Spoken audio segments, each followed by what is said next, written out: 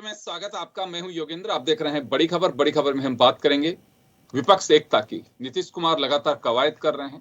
वो तमाम विपक्षी दलों को एकजुट करने की कोशिश कर रहे हैं। उनका साफ कहना है कि 2024 से पहले विपक्ष एकता बहुत जरूरी है। खैर, लेकिन कितना फायदा मिल पाएगा, कितना नहीं मिल पाएगा, ये तो भविष्य के गर्भ में है। लेकिन नीतीश कुमार तैयारी कर रहे हैं। अब बड़ा सवाल यह आता है कि क्या नीतीश कुमार खुद के लिए तैयारी कर रहे हैं या फिर विपक्ष एकता के लिए तैयारी कर रहे हैं।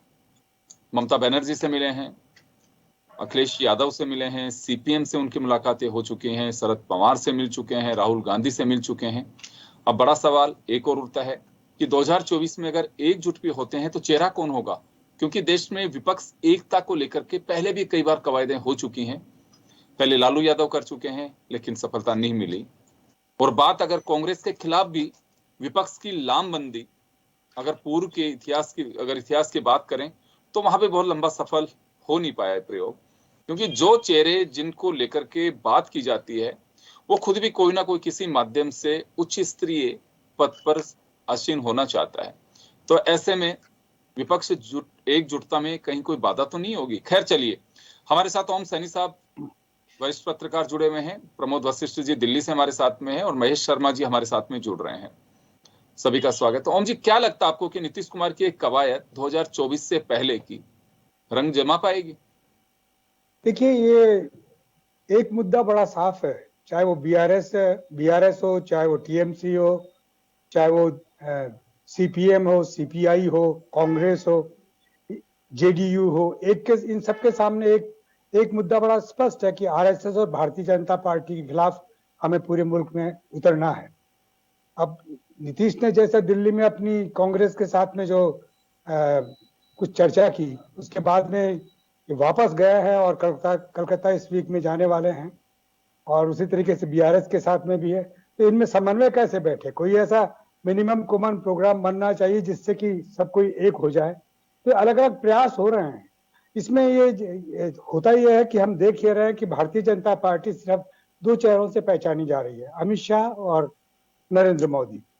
लेकिन ये जो पार्टियां हैं, जो अलग अलग रीजनल पार्टीज के साथ में अपना दबदबा है, अपना राष्ट्रीय स्तर पर भी अपना एक वो सिलसिला बना हुआ है, और फिर कर्नाटक के चुनाव से पहले ये सब चीजें फिक्स करना चाहते हैं जिससे पता लग जाए कि हम लोग किस तरीके से आगे बढ़ेंगे। तो ये एक कवायद है। ये कवायद एक मसला बिल्कुल साफ है कि भारतीय जनता पार्टी के खिलाफ ये सारी पार्टियां हैं, ये किसी भी स्थिति में समन्वय नहीं बिठाएंगी।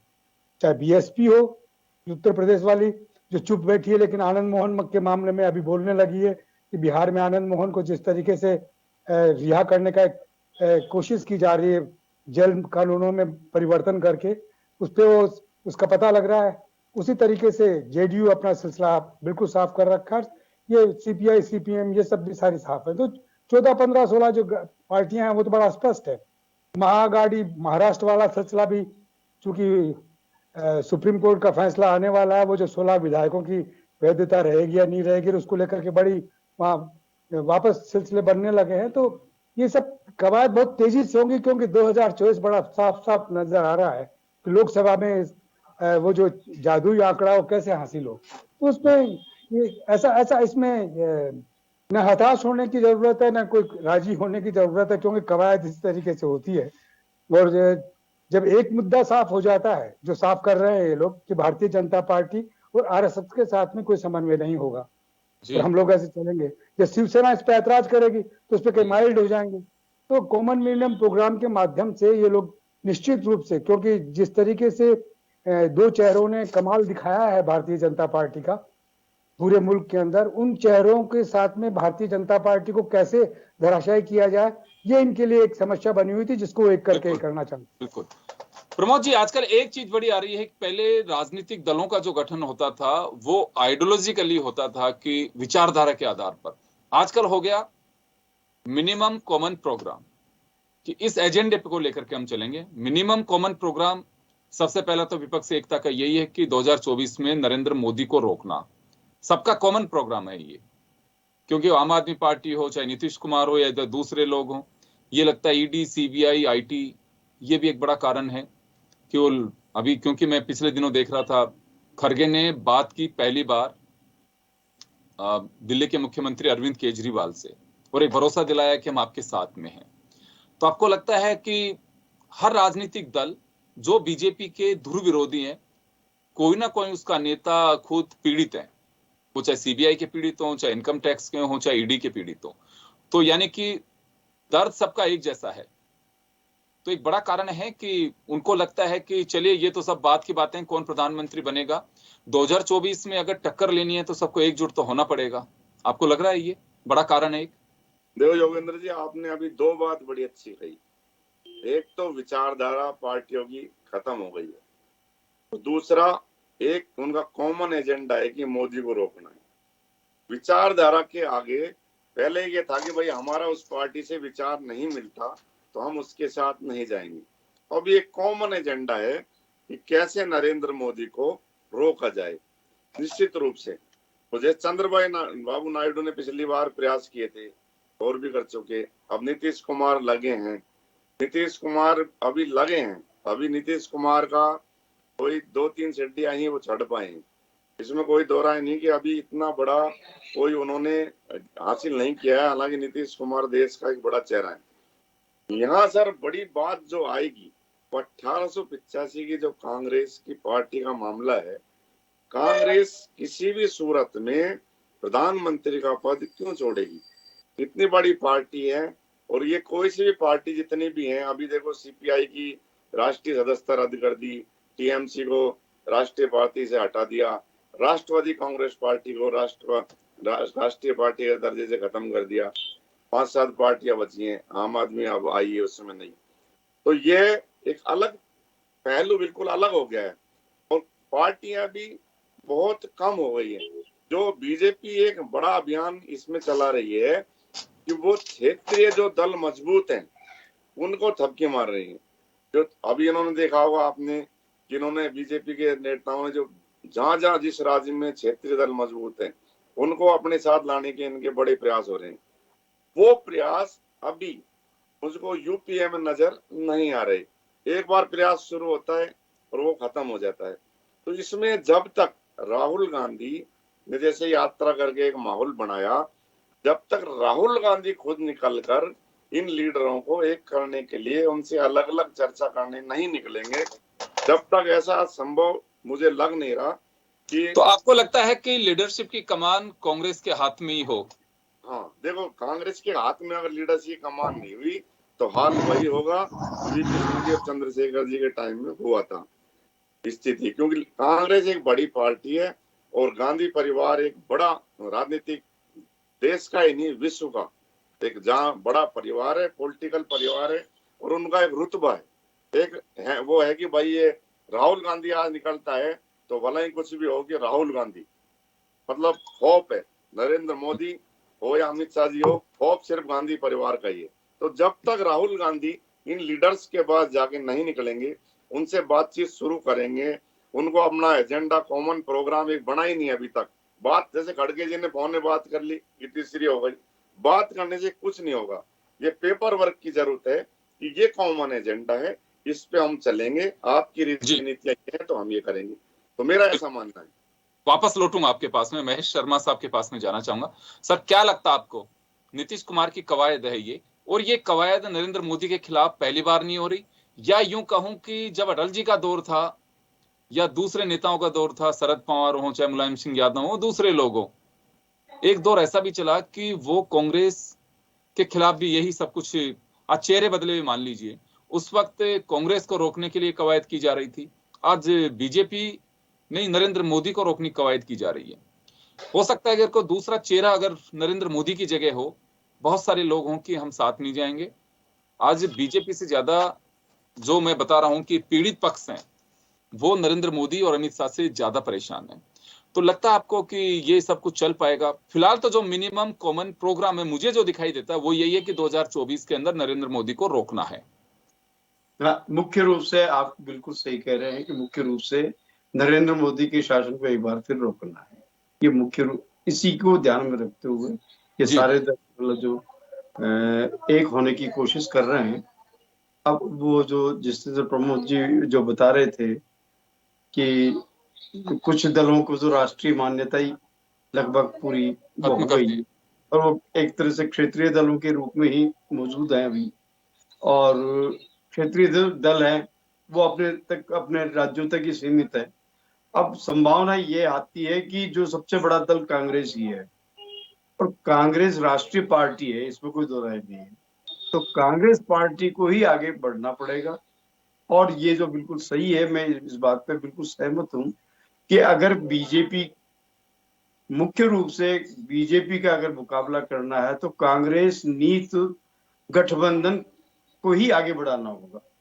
नहीं तो स्थिति सब जगह अपने अपने रपली अपना अपना। आपने ये देखा होगा कि जो जितने गठबंधन के पहले प्रयोग हुए हैं, उस जो गठबंधन में इनमें जो नेतृत्व की लड़ाई शुरू हो जाएगी। कॉमन प्रोग्राम भी जुड़ जाएगा, कोई बात नहीं, बना लेंगे, एक समझौते तक पहुंच जाएंगे, सब कुछ है।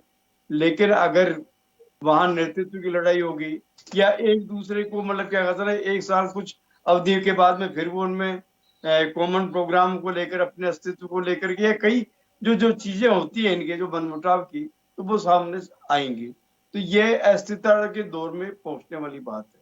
अब इस समय जो जैसे अगर आप ये है कि वैश्विक जो स्थितियां हैं और जो भारत के सामने जो अपनी खुद की जो चुनौतियां हैं, उसमें ऐसे सशक्त दल की आवश्यकता है।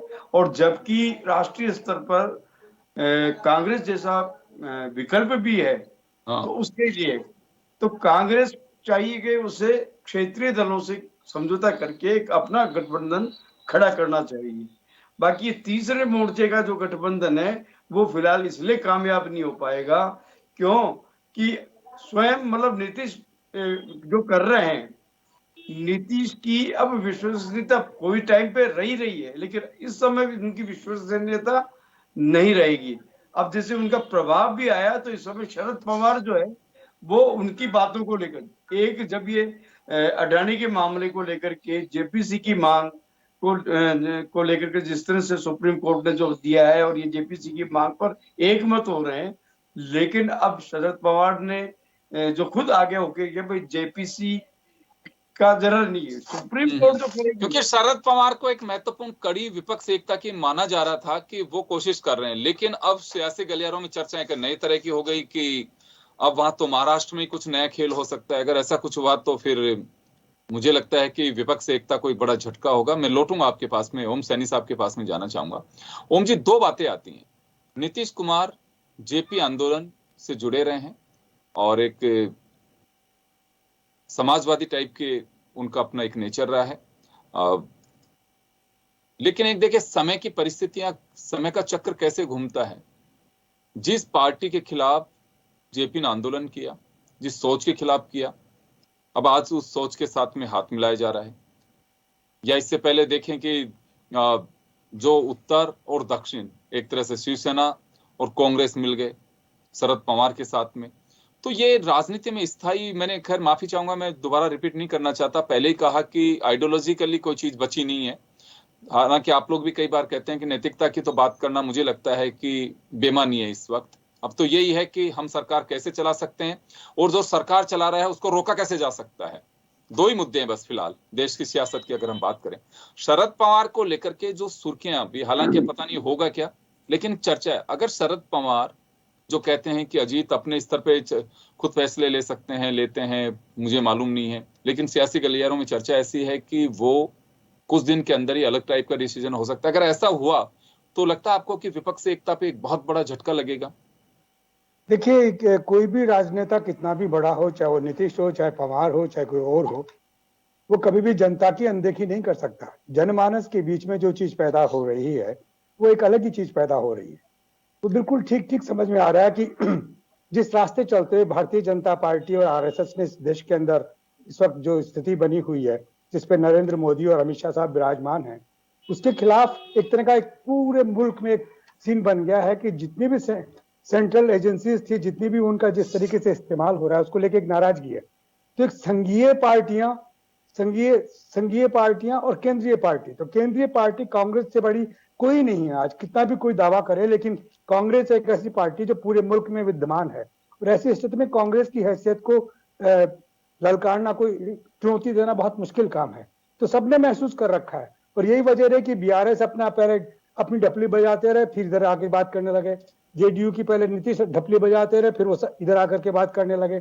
तो जितने भी नेता, सीपीआई सीपीएम कुछ बोले नहीं, लेकिन वो पहले से ही इस रास्ते पे चल रहे हैं। तो ऐसी स्थिति में मैं समझता हूं कि इनके लिए संकट इसलिए नहीं होगा कि पहले जो एक महागठबंधन बना था कांग्रेस के खिलाफ, उसके अंदर भारतीय जनता पार्टी की जगह जनसंघ थी और आरएसएस थी, जिन्होंने दो तरह की क्या कहते हैं मेंबरशिप को लेकर के वाद बिगड़ गया मामला। लेकिन अब नहीं है ऐसा। अब सब महाराष्ट्र में नजर आता कि शिवसेना कहीं इस तरीके से ना निकल ले, तो वो भी जैसे ही पवार को एहसास हुआ कि मैं बहुत गलत बात बोल गया, 2 घंटे जो बैठ करके उन्होंने चर्चा की अडानी के साथ में, वो पूरे हिंदुस्तान के अखबारों में छप गई, उनकी फोटो भी छप गई। तो उनकी जो एक मोरल पावर थी, ताकत थी, जिसमें कि वो नेता बन सकते थे, अब उनकी संभावनाएं बिल्कुल जीरो हो गई। और देखिए, धीरे धीरे राहुल गांधी जिस तरीके से कर्नाटका में अपनी पार्टी का प्रचार कर रहे हैं, वो अपनी हैसियत बढ़ा रहे हैं। जिस तरीके से उन्होंने अपना सब कुछ स्वीकार कर लिया, वोकालिंगांग के पास भी जाते हैं, लिंगायत के पास में भी जाते हैं, और जो आदिवासी उनके पास में भी जाते हैं, और वैसे ही वस्त्र पहनते हैं, वैसे ही बात करते हैं, वैसा ही सिलसिला करते हैं, जो लोगों को मोहता है, जिसको कि सारे राजनेताओं ने इस्तेमाल किया टाइम से।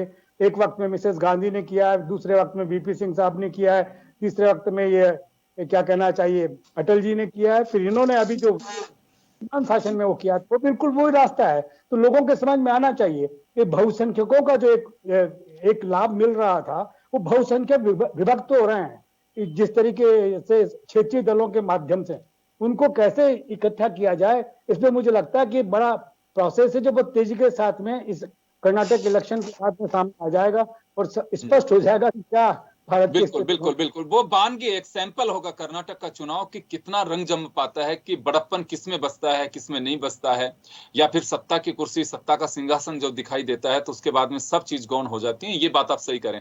प्रमोद जी, आपके पास आना चाहूंगा। शरद पवार का जिक्र इस वजह से हम कर रहे हैं क्योंकि सियासी गलियारों में इस तरह की चर्चा है। दूसरी बात आती है क्योंकि नीतीश कुमार एक बात ये कह चुके हैं कि प्रधानमंत्री की कुर्सी नहीं चाहिए उनको। एक सबसे बड़ी बात यही आती है। तेजस्वी को लगातार साथ लेकर के चल रहे हैं, और जिन भी लोगों से वो मिलते हैं, मेरा अपना मानना है कि कच्चे खिलाड़ी नीतीश कुमार भी नहीं है कि किसी को ये नहीं कहेंगे, क्योंकि वो देने वाले नहीं है। वो तो खुद भी एक अलायंस का हिस्सा बनने के लिए लालायित हैं। वो किसी को ये नहीं कह सकते हैं कि प्रधानमंत्री आप ही बनेंगे, आप ही के नेतृत्व में चुनाव लड़ेंगे। आई थिंक ये तो नहीं करेंगे वो। तो यहाँ रोकने की बात आएगी, क्योंकि वो शायद ये बात जरूर कह सकते हैं कि देख लीजिए, अभी आपको अभिषेक की पेशियां करवानी है, या आपको अजीत पवार की पेशियां करवानी है, या लालू यादव परिवार की पेशियां करवानी है। तो एकजुटता का जो आधार, या केजरीवाल से अगर बात करते हैं तो साफ कह सकते हैं कि सीबीआई और ईडी के निशाने पे आप हैं। अगर विपक्ष एकता रहेंगे और मजबूत रहेंगे तो शायद हो सकता है आप सबके संकट हल हो। एक बार इससे बाहर निकलिए। अगर आप सुनामी से बचना चाहते हैं तो कोई तो आपको सिक्योरी होना पड़ेगा उस जगह पे। एक रास्ता ये ले सकते हैं। और अगर शरद पवार अगर उधर चले जाते हैं, बेशक कहने को कुछ भी कहें, तो एक झटका लग सकता है। देखो योगेंद्र जी, एक तो मैं आपको ये स्पष्ट कर दूं कि जो ये गठबंधन की बातें चल रही हैं, गठबंधन कर रहे हैं ये नेता, इनमें 60% तो खौफ है। अगर खौफ नहीं होता तो सुप्रीम कोर्ट नहीं जाते। सीबीआई, ईडी, भ्रष्टाचार, इनकी फाइलें, जो इसका खौफ के कारण 60% तो ये समझौता वो वाला है। जब स्वार्थ का समझौता हो रहा है तो कितने दिन चलता है ये भी आप अच्छी तरह जानते हैं। सुप्रीम कोर्ट में गए, सुप्रीम कोर्ट ने साफ कह दिया कि कानून अलग नहीं हो सकता, जिस तरह से वो भ्रष्टाचार में और जांच होती है आपके में होगी, इसमें सुप्रीम कोर्ट दखल नहीं कर सकता। तो ये तो एक अलग बात हुई। 40% का इनका ये रहता है कि भाई कौन बनेगा, चलो मोदी को हटाएं, हमारी सरकार आ जाए केंद्र में भी, यूपीए का गठबंधन की। अब इसमें आप जो ये बात कह रहे हैं, नीतीश कुमार तो आई से रह रहे हैं कि वो प्रधानमंत्री बने, यहाँ तो आकर वो कहते हैं कि हम मुझे प्रधानमंत्री की वो नहीं, वहां उनके समर्थक पोस्टर लगा रहे हैं, हर जगह उनका भावी प्रधानमंत्री के रूप में नारा लगता है। तो बिहार में आपने जो काफी देखा होगा, तो ये तो आप भूल जाओ, हर नेता के मन में तो ये लालसा बढ़ेगी में रहेगी। ममता मन में भी चाहेगी कि मैं भी प्रधानमंत्री बन जाऊं, वो भी नीतीश कुमार चाहेंगे वो भी बन जाए। शरद कुमार अब थोड़े हिस्से भी डाउन हो रहे हैं, जैसे कि उनके जो भतीजे का विवाद थोड़ा बढ़ता जा रहा है, तो बता रहे हैं कि करीब 20-25 MLA वो अलग करने की उसमें बड़ी हो गई है उनकी तैयारी। तो वो इसमें भी हो सकता है उनकी पॉलिटिक्स हो गया, भतीजे को दूसरी तरफ घुसा के अपने देख लें, ये एक अलग पहलू है। तो ये इस गठबंधन में कुल मिला के घुमा फिरा के वही चीज आती है कि जब तक राहुल गांधी नहीं निकलेंगे इनके वहां और कॉमन एजेंडा प्रोग्राम नहीं बनाएंगे कि आपकी पार्टी की हम ये मानेंगे, आपकी पार्टी की ये मानेंगे और कांग्रेस का ये होगा, बिना कांग्रेस के नेतृत्व में ये किसी भी हालत में संभव नहीं लगता।